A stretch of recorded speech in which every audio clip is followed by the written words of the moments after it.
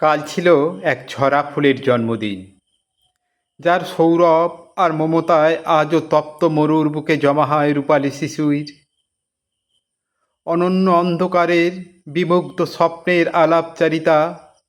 গুল্মলতার সংসারে আমি ছিলাম আজীবন এক গাছ, ছায়ায় ছায়ায় শীতল স্নিগ্ধ অনুভবে, ফুলেল পেলবতায় তার সুন্দর বিকশিত অবয়ব বার বার আমার করেছে মহান।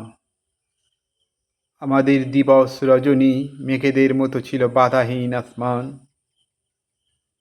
জীবন যেখানে সেখানে বারান্দায় চিলেকোঠায় সুখের মিথেন রোদ্দুরে ঝলসে উঠত কথিত কারণের কাঁচের মতো, যা অফুরান সময়ের বহুত সাক্ষী। বুকের ভিতর এক ফ্রেমে দুভাগ আয়নায় লিলুয়া বাতাসে সিল্ক চুলের অষ্টাদশী খুনসুটি, ভেজা ভেজা ঘ্রাণের মহুয়া সম্ভার।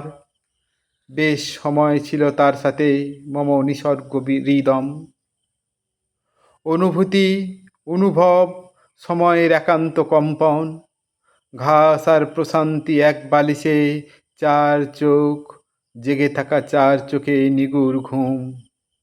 কাল ছিল এক মায়াবী ডাগর চোখের জন্মদিন, যার সজল পাপড়ি ভেজা দৃষ্টি, পাথরের উৎসর বুকেও প্রশান্তির নদী বহে কত দূর।